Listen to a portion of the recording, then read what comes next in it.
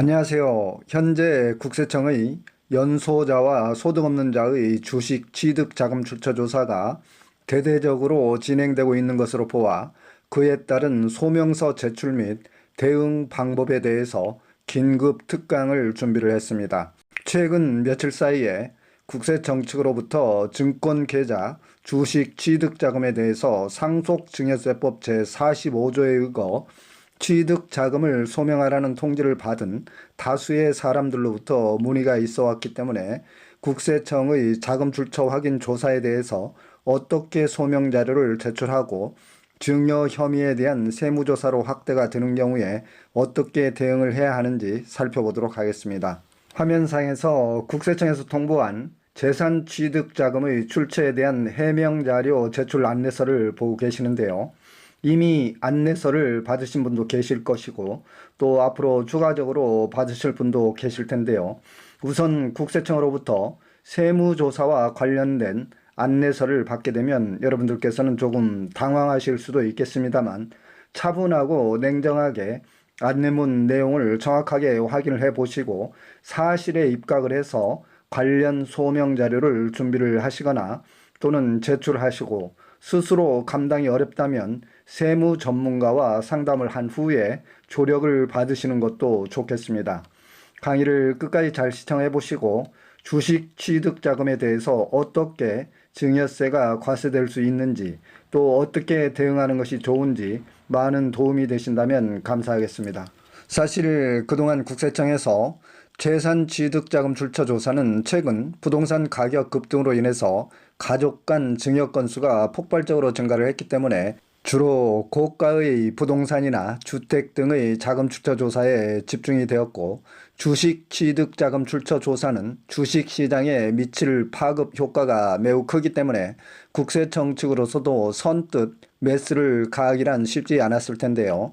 코로나 사태 이후에 주식 시장이 좀 과열되는 양상이 있었고 소득이 없는 젊은 대학생 또는 부녀자들까지 부모나 가족 등의 자금을 이용을 해서 주식 투자의 과열 양상을 보여왔기 때문에 또 그중에는 상당수의 편법 증여가 있을 수 있다고 보고 이번에 국세청에서 우선 소득이 없는 연소자들의 증권 계좌 주식 투자 자금에 대해서 자금 출처 조사를 통해서 현금 증여에 대한 증여세 과세 의지가 분명하다는 것을 보여주려는 것 같습니다. 그렇다면 부모가 자녀 명의로 또는 자녀가 부모 명의로 자신의 소득이 아닌 타인의 자금으로 증권 계좌를 개설한 후에 주식 투자를 했을 때 증여세 과세 여부는 어떻게 되는지 상세히 살펴보도록 하겠습니다. 여기서 증여세 문제가 발생될 수 있는 소지는 본인의 소득이나 재산으로 주식 투자를 하는 경우에는 별 문제가 없겠습니다만 본인 소득이 아닌 가족이나 타인의 자금으로 주식 투자를 한 경우에는 그 자금 출처가 증여를 받았는지 아니면 차용한 금액인지 여부에 따라서 국세청은 1차적으로 소명 자료를 받아본 후에 면밀한 분석을 통해서 객관적으로 입증되지 않는다면 상황에 따라서 증여 추정에 의한 증여세 과세를 할 수도 있겠습니다. 본인의 자금을 자신의 금융계좌가 아닌 타인 명의로 금융계좌를 개설했을 때 금융실명법에서는 어떻게 다루고 있는지 살펴보도록 하겠습니다. 금융거래실명제법 위반 사례를 좀 살펴보겠습니다. 금융거래실명제라는 것은 은행 예금이나 증권 투자 등 금융거래를 할 때는 반드시 본인의 실제 명의로 통장 개설을 해야 하며 가명, 차명, 무기명 거래는 불법이 되겠습니다. 예외적으로 부모가 미성년자의 자산 관리를 위해서 자녀 명의로 계좌를 개설한다거나 교회 등 단체 등에서 금융자산을 일괄 관리하기 위해서 대표자 명의로 계좌를 개설하는 경우는 예외적으로 인정이 되겠습니다. 이때도 부모가 미성년자인 자녀 앞으로 통장 등을 개설할 때는 통장에 사용할 수 있는 부모 도장 또는 가족관계 증명서, 법정 대리인 신분증 등을 지참을 하고 반드시 미성년자에 한해서 통장 개설을 할 수 있다는 것입니다. 자녀가 성인인 경우에는 성인 자녀 본인이 직접 금융기관을 방문해서 통장 개설을 해야 되겠습니다. 간혹 여러분들께서 성인 자녀 계좌 명의로도 무심코 현금을 입금한다거나 예금 또는 주식 투자를 하면서 마치 자신의 통장처럼 이용하는 경우가 있는데요. 이것은 엄연히 비록 가족관계라고 할지라도 원칙적으로는 금융실명제법에 위반되는 행위라고 볼 수 있겠습니다. 따라서 부모가 성인 자녀 명의로 된 금융계좌를 가지고 예금이나 주식 투자를 한다거나 또는 반대로 성인의 자녀가 부모나 조부모의 금융계좌를 이용을 해서 금융거래를 하는 것은 원칙적으로 금융실명제법에 위반되는 행위라고 볼 수 있기 때문에 주의를 하셔야 되겠습니다. 다음은 전자금융거래법 위반 사례를 좀 살펴보겠습니다. 입출금 통장 계좌나 체크카드, 공인인증서, OTP 카드 등 금융거래를 하는 접근 매체를 양도, 대여, 전달, 알선하는 행위는 전자금융거래법 위반으로서 처벌 대상이 되겠습니다. 처벌 규정은 5년 이하의 징역이나 3천만 원 이하의 벌금에 해당이 되겠는데요. 따라서 여러분들께서는 입출금 통장을 다른 사람에게 양도하거나 대여, 전달, 알선하는 행위는 전자금융거래법 위반이 되기 때문에 여러분들께서는 일체의 그런 행위를 금지해야 되겠습니다. 다음은 부모가 자녀 명의로 주식 투자를 한 경우 증여세 과세 여부에 대해서 살펴보겠습니다. 현금 예금의 증여 시기를 먼저 살펴보게 되면 증여의 목적으로 타인 명의의 예금 계좌를 개설해서 현금을 입금한 경우에는 그 입금 시기가 증여한 시기가 되겠습니다. 단 입금 시점에 타인이 증여받은 사실이 확인되지 않을 경우 또는 단순히 예금 계좌로 예치만 되는 경우에는 타인이 당해 금전을 인출을 해서 실제 사용한 날에 증여한 것으로 보게 되겠습니다. 저희 산울TV는 정부의 부동산 세금 정책이 바뀔 때 신속하고 정확하며 알기 쉽게 유용한 정보를 제공해 드리는 채널입니다. 여러분들께서 관심과 애정으로 구독, 좋아요 클릭을 해주시면 대단히 감사하겠습니다. 또한 여러분들께서 세법에 대해서 궁금하신 사항이 계시면 유튜브 댓글이나 제 카톡 아이디로 연락을 주시게 되면 제가 시간이 될 때 최대한 친절히 답변을 해드리도록 하겠습니다. 일단 여러분들께서 국세청 측으로부터 소명서 제출 요구를 받게 되면 앞으로 진행 절차가 어떻게 될까 궁금해 하시고 또 불안하실 수도 있겠는데요. 국세청의 재산취득 자금 출처조사 진행 과정을 좀 살펴보겠습니다. 일단 처음에 확보된 증권계좌의 주식잔고 금액과 입출금 현금 내역을 확인을 하겠고요. 다음으로는 국세청 전산실의 데이터베이스 자료를 가지고 소득 재산 현황을 확인한 후에 자금 능력이 없다고 판단되는 경우에 1차적으로 소명서 제출을 요구를 하겠습니다.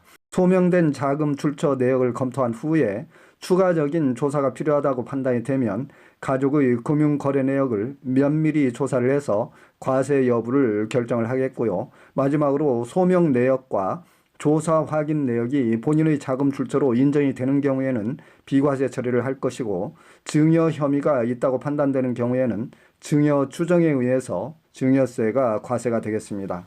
따라서 1차적으로 자료 소명 요구를 받은 경우에는 국세청의 사전 분석에 의해서 이미 여러분들의 주식 취득 자금의 증여 혐의점이 있다고 판단을 하고 소명서를 요구를 하였기 때문에 여러분들이 소명서를 제출을 하거나 국세청의 질문 조사 시에 명백한 자료와 근거를 분명하게 제시를 해야지만 자금 출처로 인정을 받을 수 있겠습니다. 다음은 부모가 자녀 명의로 주식 투자를 한 경우 세 가지 경우 수를 예를 들 수 있겠는데요. 첫 번째는 자녀의 주식 계좌로 단순히 현금만 입금된 상태를 가정할 때 입금 시기에 현금이 입금이 되었기 때문에 증여세 과세 대상이 되겠습니다. 두 번째는 자녀의 주식 계좌에 주식으로 존재하는 경우에는 주식 명의신탁 증여의 의제로 보아서 증여세가 과세될 수도 있겠습니다. 세 번째는 주식을 지속적으로 매도 매수하여 이익이 발생을 했다거나 주식 가치가 추후에 증가하는 경우에는 현재 대법원 판례에 따라서는 아직 증여세 과세 대상은 아닙니다만 차명 계좌로 간주가 되는 경우 증여세가 과세될 수도 있겠습니다. 자녀 명의로 주식 투자를 한 경우 부모가 매도 매수를 반복을 해서 이익이 발생했다거나 최초에 매수한 주식이 가치가 상승한 경우에 현행 상속증여세법상에서는 명확하게 증여세 과세 대상이라고 관련 법적으로 규정을 하고 있지는 않습니다만 추후에 세법 개정을 통해서 또는 대법원 판례 등의 번복에 의해서 과세 대상으로 바뀔 여지는 충분히 있다고 할 수 있겠습니다. 지금까지 강의 내용을 여러분들이 좀 이해하기 쉽도록 현재 증권 계좌의 주식 잔고와 예수금에 대한 증여세 과세 여부를 좀 살펴보겠습니다. 예를 들어서 주식 계좌에 지금 주식과 현금이 남아 있다면 최초로 입금한 현금에 대해서는 가족으로부터 수중받은 경우 증여세가 과세가 되겠고요. 차용금이라고 주장을 하게 되면 차용 사실이 차용증과 원금, 이자율 등을 지급한 사실이 명백한 경우에 비과세가 되겠습니다. 또한 증권 계좌에 있는 주식이 주식 명의신탁 또는 차명 계좌라고 주장을 하는 경우에는 편법 증여나 탈세 혐의가 있다고 인정이 되면 증여세를 과세를 하겠습니다. 단 주식 투자의 매매 행위로 인해서 이익이 발생한 부분에 대해서는 증여세가 비과세되겠습니다. 여기서 대법원 판례를 보게 되면 최초로 주식 계좌에 입금된 원금의 현금 부분에 대해서는 증여 혐의점이 있으면 증여세를 과세할 수 있으나 주식 투자로 인해서 매매 이익이 증가한 부분까지는 증여로 볼 수 없다는 대법원의 판례에 따라서 국세청 측도 투자 이익에 대해서는 현실적으로 증여세를 부과하기가 어렵다고 이해를 하시면 되겠습니다. 국세청은 주식계좌 등에 있는 자금 등에 대해서 자금 출처가 명백하지 않을 때 증여 추정의 원칙에 의해서 증여세를 과세하게 되는데요. 상속증여세법 제45조에서 증여 추정의 원칙을 정하고 있는데요. 잠깐 살펴보게 되면 재산 취득 자금의 직업, 연령, 소득 및 재산 상태 등으로 볼 때 재산을 자력으로 취득하였다고 인정하기 어려운 경우로서 대통령령으로 정하는 경우에는 그 재산을 취득한 때에 그 재산의 취득 자금을 그 재산의 취득자가 증여받은 것으로 추정을 해서 그 재산 취득자의 증여재산가액으로 한다. 이렇게 규정을 하고 있습니다. 다음은 몇 가지 실제 사례 등을 통해서 증여세 과세 여부를 살펴보겠습니다. 대학생인 자녀가 부모가 준 교육비 등으로 주식 투자를 하는 경우에 증여세 과세 여부를 살펴보겠습니다. 부모가 대학생 자녀의 학자금과 생활비 명목으로 지급한 금전 등을 실제 교육비나 생활비 등으로 사용을 하지 않고 주식 투자로 사용한 경우에는 증여세가 과세가 되겠습니다. 다만 본인이 알바 등의 수입으로 본인이 직접 벌어들인 소득으로서 주식을 투자하는 경우에는 증여세 과세 대상에서 제외가 되겠습니다. 다음은 그동안 여러분들이 저에게 많은 질문을 하셨던 기타 사례의 증여세 과세 여부를 좀 살펴보겠습니다. 생계를 함께하는 자녀가 부모에게 생활비 또는 병원비 명목 등으로 지급한 금액을 부모가 주식이나 부동산 취득 용도로 사용을 했다면 증여세가 과세가 되겠습니다. 또한 결혼 축의금을 자녀가 전부 가져가서 사용하는 경우에는 부모에 해당되는 축의금은 증여세 과세 대상이 되겠으며 자녀 본인에게 기속되는 축의금은 증여세 과세 대상에서 제외가 되겠습니다. 예를 들어서 자녀의 회사에서 자녀의 결혼을 위해서 축의금을 전달했다든지 자녀의 친구들이 축의금을 전달해준 그 금액에 대해서는 증여세 과세 대상이 제외가 되겠고요. 또한 해외 유학생이 부모가 교육비 등으로 지출한 자금을 이용을 해서 해외에서 주식 투자를 한다거나 부동산 등을 해외에서 구입하는 경우에는 증여세 과세 대상이 되겠습니다. 마지막으로 자녀 등에게 현금 증여 시 증여세 절세 방법 몇 가지를 알아보고 강의를 마치겠습니다. 첫째, 증여세 공제 한도를 10년 단위로 활용을 하시는 게 좋겠는데요. 10년마다 미성년자 2천, 성인 5천까지는 증여세 없이 공제 한도까지 증여를 할 수 있기 때문에 미리부터 어려서부터 계획을 잘 세우시는 게 좋겠고요. 자녀 명의로 주식 계좌를 만약 개설을 했다면 최초의 현금 증여를 딱 한 후에 증여세 신고를 해 두시고 부모가 주식을 매도 매수하지 말고 유망한 주식을 장기로 투자해서 묻어두는 것이 좋겠습니다. 부모가 계속 샀다 팔았다 하게 되면 증가분에 대해서 나중에 증여세 과세 문제나 주식 명의신탁 문제가 발생할 수 있기 때문에 차라리 자녀 명의로 오랫동안 장기 투자를 해두시는 게 좋겠고요. 그리고 마지막으로 부득이한 경우가 아니라면 가족 간에 통장을 이용을 해서 입출금하는 행위는 하지 않는 것이 좋겠습니다. 현금은 주는 시점에 증여가 되는 것이고 은행 예금 또한 예금 통장에 입금하는 시점에서 증여로 볼 수 있기 때문에 나중에 국세청에서 어떤 사유로 인해서 그 입증 책임을 납세자가 본인이 직접 해명을 해야 되기 때문에 나중에 괜한 오해를 받아서 증여 혐의로 증여세가 과세될 수 있기 때문에 가급적 가족 간의 통장은 이용을 자제하시는 게 좋겠습니다. 기타 양도세, 증여세, 종부세, 상속세 등 궁금하신 사항은 유튜브 상의 산울TV를 검색을 하시면 각 세목별로 자세히 강의가 되어 있기 때문에 참고를 해주시기 바랍니다. 여러분들 건강하시고 행복하시기 바랍니다.